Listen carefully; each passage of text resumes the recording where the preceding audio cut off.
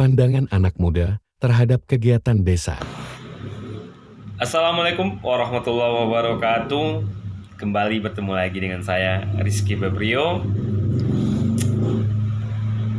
Selamat pagi, salam sukses, salam sejahtera buat kita semuanya. Semoga hari-hari ke depan, hari-hari yang kita lewatkan penuh dengan hal-hal yang positif. Kemarin kita bicara banyak tentang politik nasional, tentang bagaimana persiapan Pilpres, dan kondisinya sekarang panas dingin, ada yang panas, ada yang dingin, dan ada juga yang sedang berdialog. Kita tunggu bagaimana sampai terselenggaranya kegiatan Pilpres nanti. Kita sebagai masyarakat boleh-boleh saja melihat, memantau, karena itu sebuah kebutuhan untuk kita juga. Jadi kita berhak juga memutuskan pilihan. Jadi kawan-kawan, ini saya mengalihkan sedikit pembicaraan. Kita geser sedikit, konteksnya bukan politik tapi pembangunan atau pemberdayaan. Kita berbicara sedikit pemberdayaan, beralih ke akar rumput atau ke bawah atau ke tingkat desa atau nagari kalau di Sumatera Barat. Kita di Sumatera Barat, kita lihat akhir-akhir ini nagarinya atau desa sudah mulai banyak yang meningkat, sudah banyak desa-desa wisata yang berkreativitas atau yang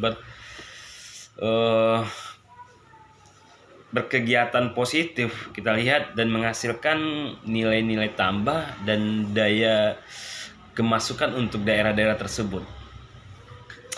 Dan selain itu juga masih kita temukan beberapa desa-desa atau nagari yang kita rasa belum maksimal memberdayakan atau mengoperasikan atau bagaimana atau mengurus daerahnya. Padahal banyak hal-hal positif yang kita lihat dari luar sini.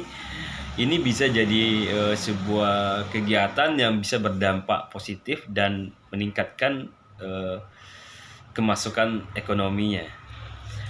Jadi salah satu kita ngambil contoh ini aja, nagari atau desa-desa yang belum produktif atau yang belum bisa melihat pencapaian BUMNAK-nya atau BUMDes secara berjalan intinya usaha itu berjalan dengan baik. Masih banyak nagari-nagari yang belum bisa menyaksikan hal seperti itu. Padahal setiap nagari atau daerah atau desa itu diberi kesempatan untuk bisa mandiri dan berkreativitas untuk berkembang. Dan setiap nagari atau setiap desa berpotensi untuk memiliki itu semuanya, untuk berkembang semuanya. Yang kita lihat kenapa itu terjadi banyak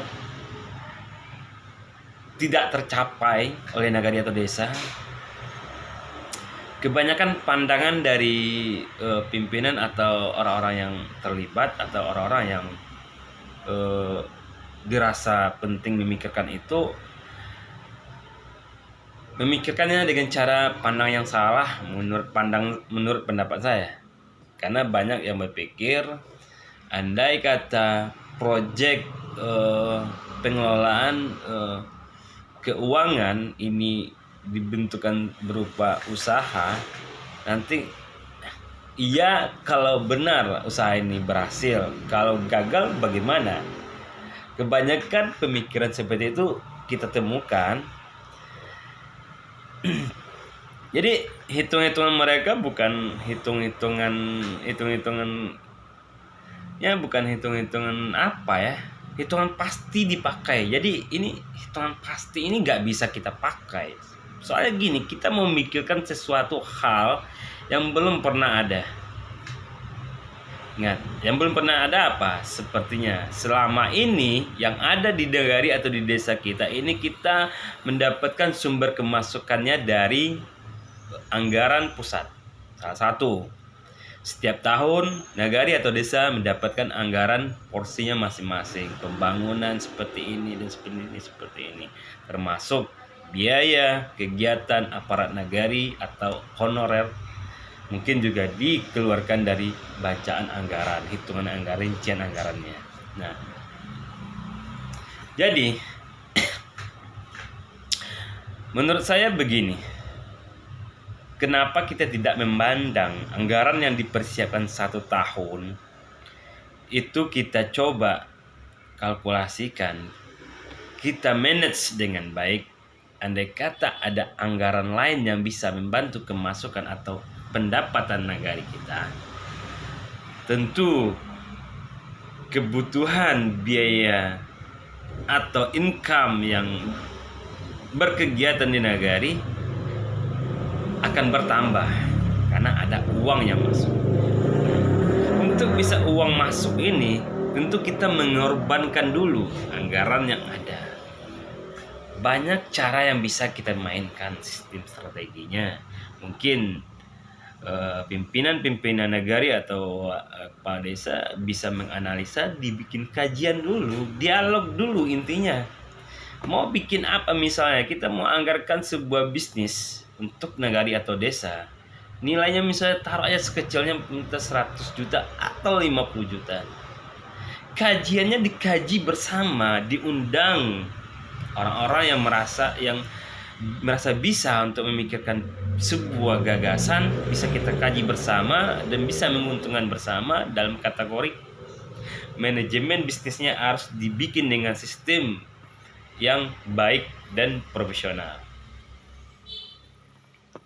Nah, andai kata itu berjalan dengan baik, otomatis kemasukan atau anggaran yang masuk aturan 1 nilai atau 1M taruh kita bilang, itu akan bertambah dengan kemasukan yang kecil nih. Walaupun yang kecil ini belum berpenghasilan untuk bisa memberikan keuntungan, tapi setidaknya dia bisa memberikan fasilitas gaji kepada yang mengurus. Otomatis masyarakat setempat yang mengurus sudah terbantu biaya kegiatan mereka untuk menghidupkan keluarga mereka satu bidang.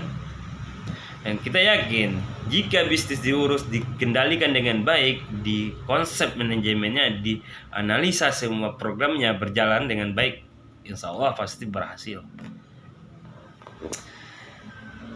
Jadi cara berpikirnya bisnis seperti itu. Kalau yang tidak berhasil itu adalah yang tidak dilaksanakan sama sekali kawan-kawan.